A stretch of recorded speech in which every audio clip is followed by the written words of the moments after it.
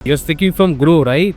Yes, sir, I am speaking from the Grow. Any query, sir? On 12th of May, there was a technical glitch in your trading app. I lost some money. There were some GTD orders that were fired. How can you help me in this? Actually जब grow का technical glitch आया उसकी वजह से automatically वो order trigger हो गया और वो सेल हो गया. Figure in my DMAT account is around Z minus. In my Salaka DMAT account में Then something, sir. around. तो क्या आप मुझे 2,500 रुपए देंगे? ग्रो इंडिया का number 1 stock broker in terms of active clients पिछले कुछ महीनों से टेक्निकल ग्लिच को लेके खबरों में है.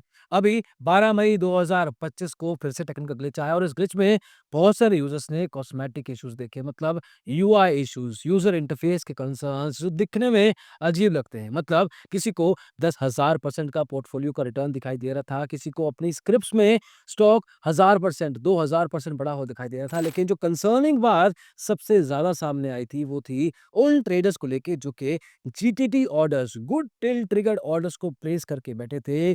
जीटीटी ऑर्डर्स में 1 साल की वैलिडिटी होती है जिसमें आप एक स्पेसिफिक प्राइस पे बाय करते हैं, एक स्पेसिफिक प्राइस पे आपको सेल करना होता है, लेकिन आपने एक लिमिट ऑर्डर भी सेट किया होता है. बट इस केस में इस ग्लिच के कारण ग्रो के काफी क्लाइंट्स का जिनका जीटीटी ऑर्डर प्लेस हो रखा था, करंट मार्केट प्राइस पे हैवी क्वांटिटी के साथ सेल ऑफ हो गया, जिसके कारण जो होल्डिंग थी वो खत्म हो गया. अब इस वीडियो में समझने की कोशिश करेंगे कि ये कंसर्न एक्चुअल में था क्या. कुछ ट्रेडर से हमने बात करने की कोशिश की, खुद भी हमने ग्रो के कस्टमर सपोर्ट पे फोन करके सॉल्यूशन समझने की कोशिश की.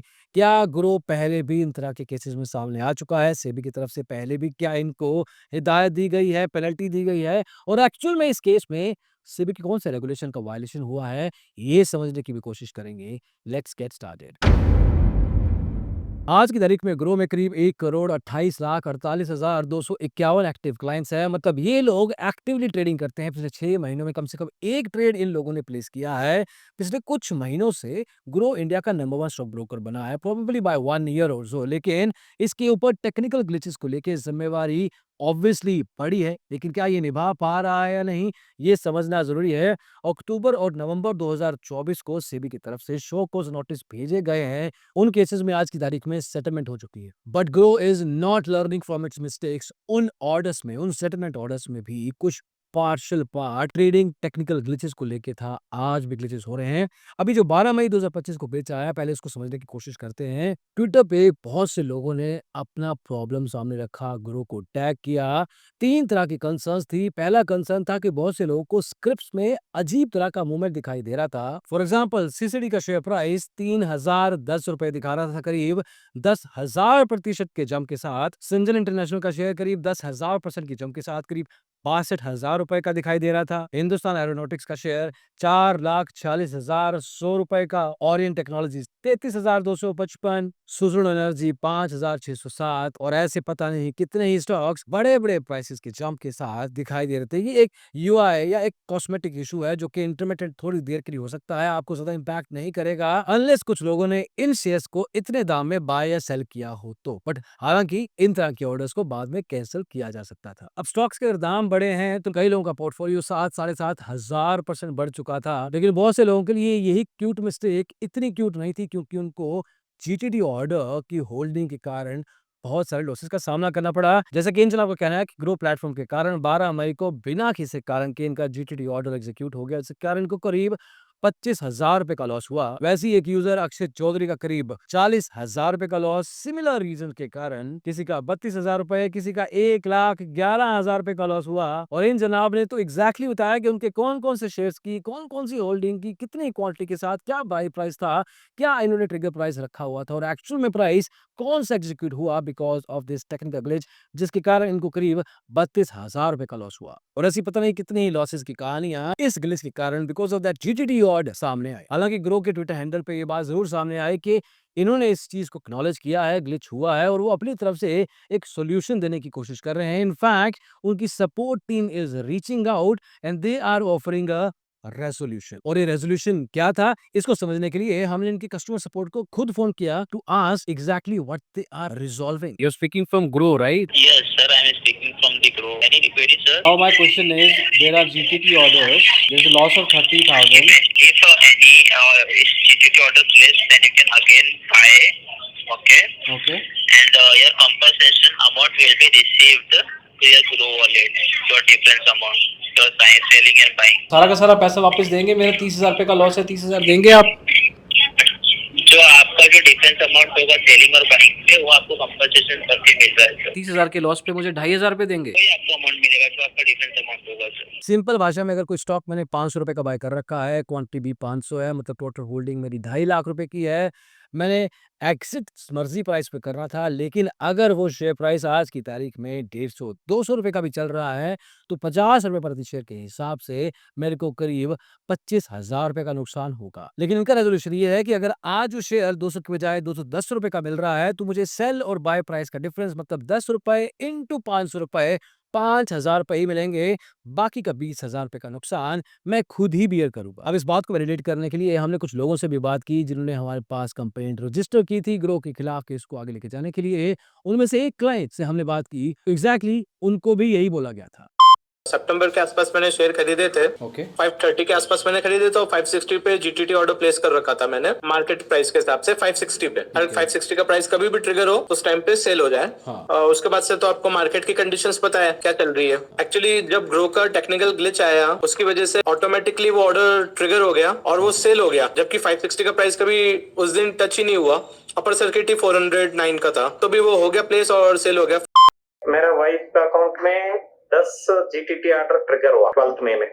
ओके। मेरा साला का अकाउंट में शायद 6 जीटीटी ट्रिगर हुआ। Round about figure in my wife demat account it's around 68,000 okay minus. In my साला का डीमैट अकाउंट में 28,000 something sir, around close to a lakh।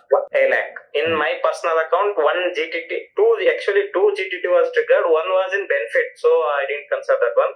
अच्छा। Another one, it's 7,000 something. चलो। मतलब इससे प्रूव हो जाता है कि इनका यही रेजोल्यूशन था, nothing else, and this resolution is basically almost negligible. अब ब्रोकर्स के पास सेबी की तरफ से एक शील्ड दी गई है इन टेक्निकल ग्लिचेस को लेके, जहां पर रेगुलेशन कहता है कि ब्रोकर्स के सिस्टम टेक्निकल ग्लिचेस को लेके ससेप्टेबल है, मतलब ऐसे ग्लिच आते हैं, ब्रोकर के हाथ में कंट्रोल नहीं होता, तो उस केस में ब्रोकर या कोई भी सेबी रजिस्टर्ड एंटिटी क्लाइंट को कुछ भी दे या ना दे, ये उनकी मर्जी है। They are not really liable to pay, but this case is not just about a technical glitch, क्योंकि एक नॉर्मल टेक्निकल ग्लिच अगर आएगा तो उस केस में यूआई या कॉस्मेटिक इशू आएंगे, जैसे कि इस केस में भी आए, लेकिन उसके बावजूद कुछ और तरह के कंसर्न्स आ सकते हैं। मतलब मेरा अगर ऐप फ्रीज हो जाता है, मैं बाय या सेल नहीं कर पाता हूँ, अपनी पोजीशन से एग्जिट करना चाहता हूँ लेकिन नहीं कर पाता हूँ, उन तरह के टेक्निकल ग्लिचेस में भी हालांकि बात की जा सकती है, बट ज्यादातर केसेस में ब्रोकर्स इन तरह के टेक्निकल ग्लिचेस में अपने इस शील्ड का इस्तेमाल करते हैं।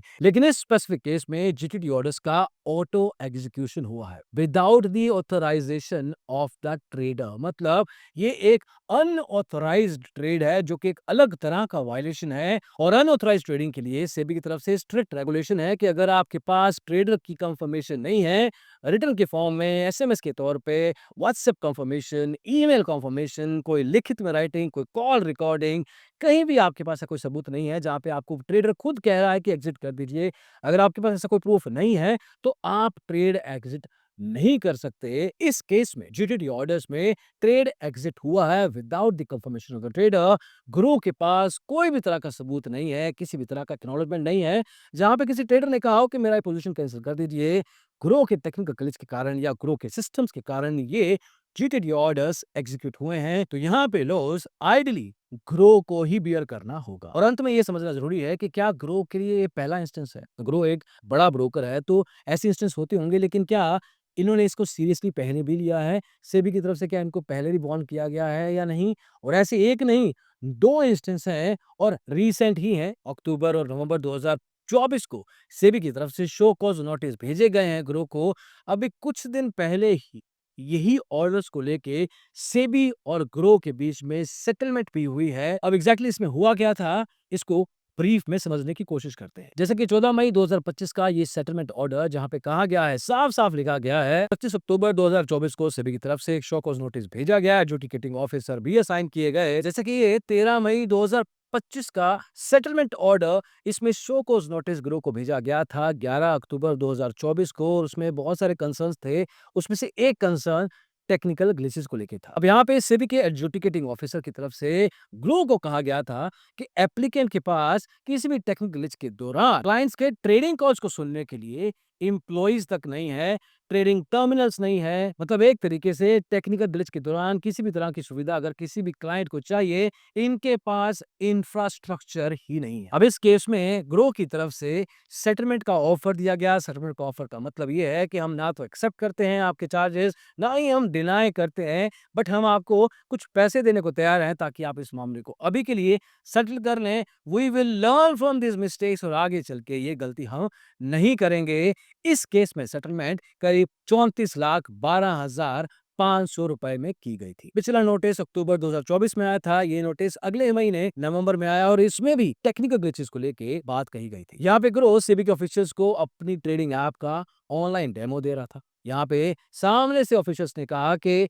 किसी भी तरीके से बेस्ट अवेलेबल मार्केट प्राइस अगर किसी इन्वेस्टर को देखना है, वो देखने का प्रावधान या सुविधा आपकी ऐप में हमें दिखाई तो नहीं दे रही। ये इन सेबी ऑफिशियल्स का कहना था। इसके अलावा सेबी के ऑफिशियल्स ने ग्रो के ऐप में ये भी आइडेंटिफाई किया कि जब भी कोई टेक्निकल ग्लिच आएगा तो ग्रो की तरफ से कोई plan be in terms of web या कोई ऐप नहीं है। ये भी एक तरह का मेजर टेक्नोलॉजी रिस्क है। और दिक्कत की बात तो ये है कि इस केस में भी सेटलमेंट ऑफर की गई, सेम वही पुरानी तरह की सेटलमेंट। इस बार 47,85,000 रुपए दिए गए और कहा गया कि हम ना तो एक्सेप्ट करेंगे ना रिजेक्ट करेंगे, but we will learn from our mistakes, जैसे कि पिछली बार कहा था। अब इन सेटलमेंट केसेस को देख लीजिए और 12 मई 2025 को जो हुआ है वो देख लीजिए और ये समझ लीजिए कि कितना कुछ लर्निंग हुआ है अपने पुराने एक्सपीरियंस से, जहां तक ग्रो कंसर्न है। एनीवे, टेक्निकल ग्लिचेस को लेके ग्रो की तरफ से अगर 70 से 80 लाख रुपया सेटलमेंट के लिए दिया जा सकता है तो इस 12 मई 2025 के केस को लेके भी थोड़ा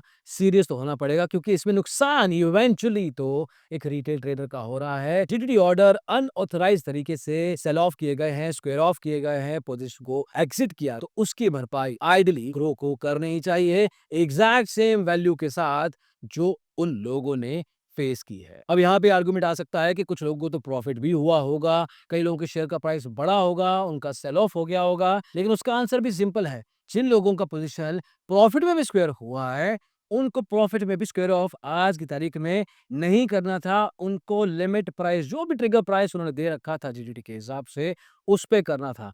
जिनका नुकसान हुआ है because of this violation of unauthorised trading, जरूर करना चाहिए। और जाते जाते मैं एक रिटेल ट्रेडर से भी बात कह दूं कि अगर आप खुद से कंप्लेंट करना चाहते हैं तो जरूर करिए, अपनी बात रखिए। टेक्निकल ग्लिचेस को नॉर्मल अलाउड नहीं होना चाहिए। This should be a rarity of the rarity in the stock market ecosystem, क्योंकि इससे रिटेल ट्रेडर का ही नुकसान होता है। और in case you need help in filing A case, इस पर्टिकुलर केस के अंदर जहां पे टेक्निकल ग्लिच के कारण आपका नुकसान हुआ है, तो asimjuneja.in वेबसाइट पे जाके आप रजिस्टर कीजिए। हमारी टीम आपको कॉल बैक करेगी। We will help you out throughout the case. अभी के लिए इस वीडियो में इतना ही दोस्तों, अगली वीडियो में जल्दी मिलेंगे। इसको देखने के लिए बहुत बहुत शुक्रिया। Bye bye.